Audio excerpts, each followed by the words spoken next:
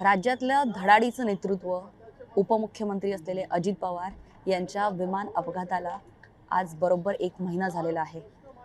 अजित पवार यांच्यावरती निस्सीम प्रेम करणारे अनेक नेते, अनेक त्यांचे मतदार आणि आपण जनता पाहिली. मात्र एक नाव जे आजही अजित पवार यांच्यासाठी न्यायाचा लढा देत आहे, अजित पवार यांच्या आठवणीमध्ये रमत आहे, अजित पवार यांच्यापासून प्रेरणा घेत आहे, ते आमदार अमोल मिटकरी आपल्या सोबत आहेत. सर, काय सांगाल की 1 महिना उलटलेला आहे, दुःखातून बाहेर पडण्याचा प्रयत्न केला जातोय, मात्र आजही अजित पवार यांच्या न्यायाचा लढा जो आहे तो 1 महिना झाला सुरू आहे. प्राथमिक रिपोर्टची वाट आपण सगळे बघत आहोत. काय भावना आहेत तुमच्या?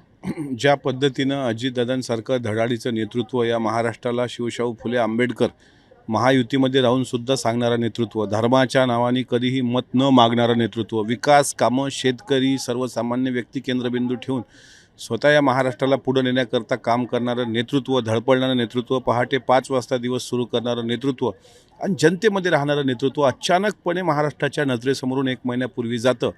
आणि 1 महिन्यानंतर आत्तापर्यंत हाती काय येतं तर शेवटी त्यांच्या देहाची झालेली चाळणी आणि त्यानंतर झालेला महाराष्ट्रामध्ये उसळलेला शंकेचा आगडोंब हे त्या माणसाच्या मृत्यूच्या नंतर दुर्दैवानं यावं.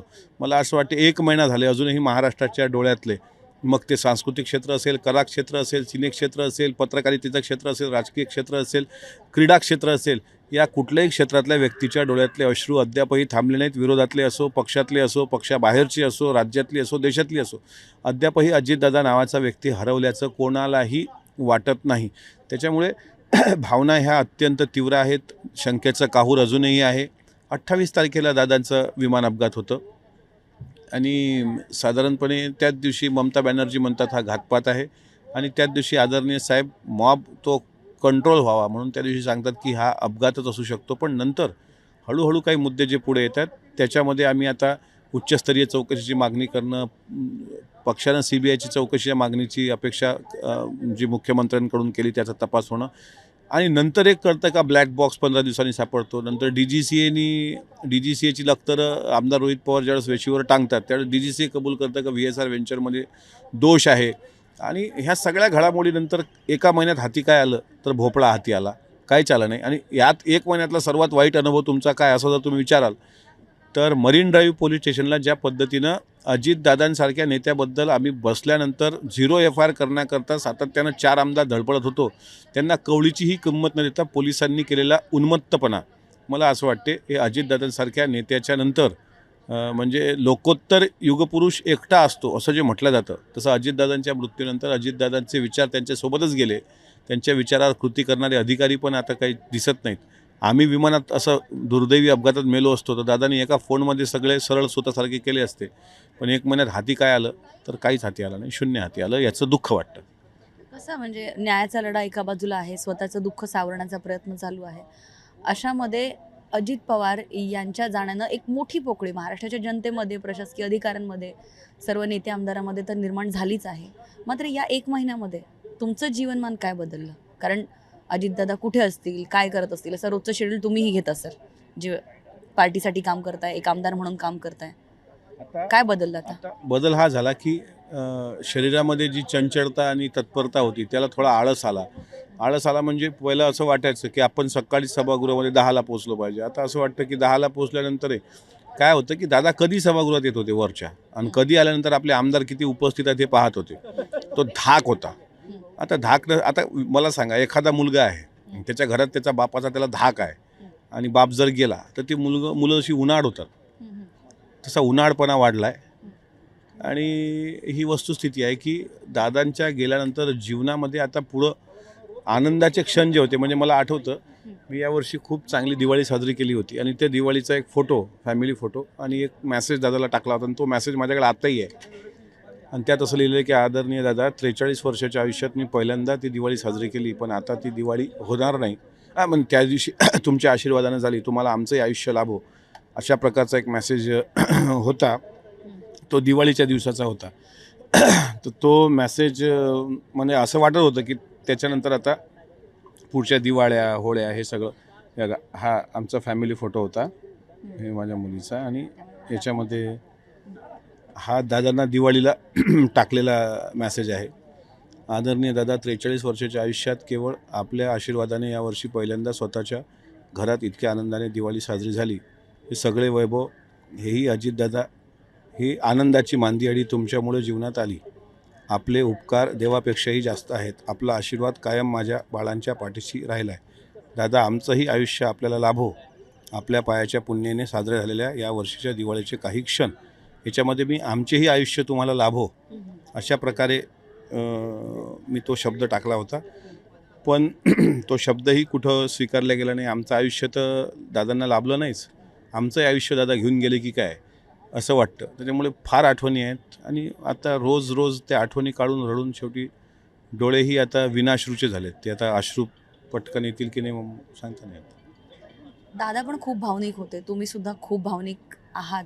शोकप्रस्तावाच्या वेळेस तुम्ही म्हणालात की आम्हाला वेळ लागला असं समजा, पण आम्हाला न्याय मिळवून द्या.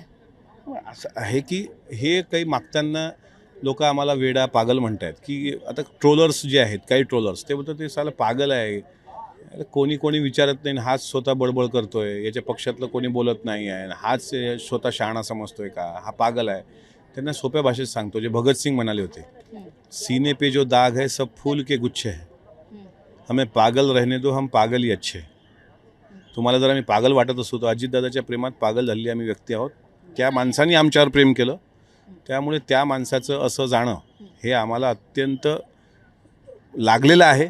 त्यामुळे आम्हाला कोणी काय म्हणो, आमचे शेणाचे हात दादांनी पेनाला लावले याचा आम्हाला अभिमान आहे. आणि त्या दादांसोबत आम्हाला 9-10 वर्ष काम करताना महाराष्ट्र अभ्यासता आला, डिसिप्लिन अभ्यासता आला, शिवशाहू फुले आंबेडकरांचा विचार अभ्यासता आला, दादांचं स्वच्छ राहणीमान, दादांचं पत्रकारांशी खिडखिडून हसणं बोलणं, पत्रकार परिषदेत कसं बोललं पाहिजे, सगळ्या ह्या गोष्टीचा बारकावासुद्धा दादांनी शिकवला. चुकलं तर अधिकारानं फोन करून दम दिला, बरोबर असलं तर स्तुती कधी केली नाही, मागच्या लोकांना सांगितलं की त्याचं बरोबर आहे.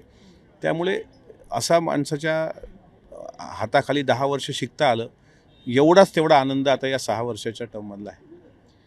आर्थिक अधिवेशन चालू आहे, बजेट अधिवेशन चालू आहे, अशामध्ये तुम्ही अनेक प्रोजेक्ट्स किंवा अनेक तुमच्या डोक्यामध्ये कल्पना असतील की दादांना हे सांगायचं आहे, दादांना ते सांगायचं, अशा कुठल्या कल्पना होत्या, कुठल्या आयडियाज होत्या तुमच्या डोक्यामध्ये की दादांना येऊन त्या बजेट सेशनमध्ये सांगायचं आहे, ज्या त्या तुम्ही मांडल्या की मांडायच्यात अजून? मी ज्या विदर्भातून येतो त्यामध्ये अकोला जिल्हा हा, अकोला असेल, वाशिम असेल, बुलढाणा हा जिल्हा थोडासा बॅकवर्ड, आर्थिकदृष्ट्या मागासलेला भाग आहे. त्याच्यामुळे त्या जिल्ह्याच्या दृष्टिकोनातून MIDCमध्ये नवीन उद्योग आणि विशेष म्हणजे टेक्स्टाईल जे बारामतीमध्ये उभं झालं आहे त्या दृष्टिकोनातून, कारण वहिनी पण टेक्स्टाईलचे सदस्य होत्या वर वस्त्रोद्योगच्या, त्यामुळे त्यांच्या उदय सामंतांच्या माध्यमातून मला दादांना एक प्रोजेक्ट मागायचा होता.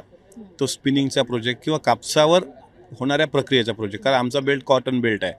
असे काही प्रोजेक्ट मी आणून ठेवले होते आणि त्या संदर्भातच मी हिवाळी अधिवेशनात शेवटच्या दिवशी, ज्या दिवशी त्यांना भेटलो, म्हटलं दादा असे असे प्रोजेक्ट आहेत. तर ते म्हणत बजेटमध्ये आता यावेळेस थोडं आर्थिक ताण तिजोरीवर आहे, पण आपण करू काहीतरी चांगलं असं. ते प्रोजेक्टवरती ते खुश झाले होते, समाधानी होते. त्यांना शेतकऱ्याच्या संदर्भात किंवा काही असं वाटते की 2 पैसे तरुणांना भेटत आहेत आणि शेतकऱ्यांना दिलासा देणारं काही चित्र उभं कोणी करत असेल तर दादा त्या प्रोजेक्टला मंजुरात द्यायचे. दादांनी आमच्या निळकंठ सूतगिरणीला सुद्धा त्या ठिकाणी मदत केलेली, अनेक बँकांना मदत केली, सहकारी संस्थांना मदत केली. त्यामुळे दादांना सहकार क्षेत्र आवडायचं. माझा अभ्यास सहकार क्षेत्रामध्ये फार कमी होता, पण तरीही मी काहीतरी करतोय याचा त्यांना आनंद होता त्यांना. अनेक प्रोजेक्ट मी या आर्थिक बजेटमध्ये मांडणार होतो, गावचे रस्ते, विशेषतः शेतपालन रस्ते, पण ते आता राहिलेत फाईलमध्ये. आता कोणाला द्यायचं काही इच्छाच नाही. शेवटचा प्रश्न, कारण अनेक प्रोजेक्ट राहिलेले आहेत तुमच्या डोक्यामध्ये, कारण राजकारणात तुम्ही त्यांच्यामुळे आला, त्यांच्याकडे बघून तुम्ही शिकलात. दिवाळीला तुम्ही त्यांना म्हटलं होतं की माझं आयुष्यसुद्धा तुम्हाला लाभू दे. असे दादा, असे तुमचे वडीलधारे दादा जे आहेत ते आता निघून गेलेले आहेत. होळीचा सण येतोय, आता त्यांना शुभेच्छा देण्याच्या बाबतीत काय डोक्यात, काय मनात होतं? असं आहे, दादांनी सर्व रंगच ते घेऊन गेलेत, त्यामुळे होळी साजरी करण्याचा काही दूर प्रश्न येत नाही. दिवाळी असेल, होळी असेल, हे सगळे सण आता मागं पडलेत. शुभेच्छा देत नाही, पण ते दादा कसं होते, दादा सांस्कृतिकसुद्धा त्यांच्या आवडीचं गाणं, आवडीचा हिरो होता राजेश खन्ना, आवडीचा गायक होता किशोर कुमार, त्यांचं आवडीचं गीत होतं मेरे दिल में आज क्या है कैसे तुम्हें बताऊ. हे मंगलप्रभात लोढा ज्यावेळेस हुरडा पार्टी करतात ना इथे हिवाळी अधिवेशनात नागपूरला, त्यावेळेस आवर्जून ते गाणं दादा म्हणायला लावायचे. त्याच्यामुळे आणि त्यांचा एक गझल गायक आवडीचा होता, जगजीत सिंग. दादांचा हां. त्या जगजीत सिंगची एक गझल आहे, तीच दादांची आठवण आहे. ते जगजीत सिंग म्हणतात,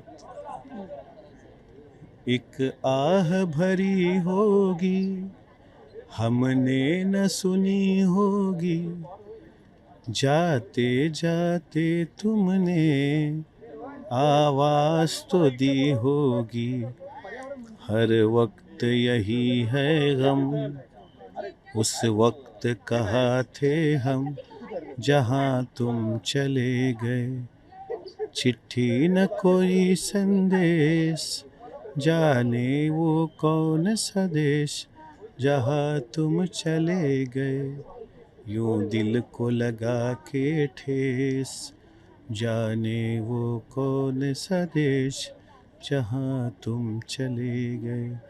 तर हे दादाला गाणं आठवून आम्ही रोज त्यांच्या आठवणीत आहोत. आणि दादांचं जाणं हे किती वेदनादायी एखाद्याला असू शकतं.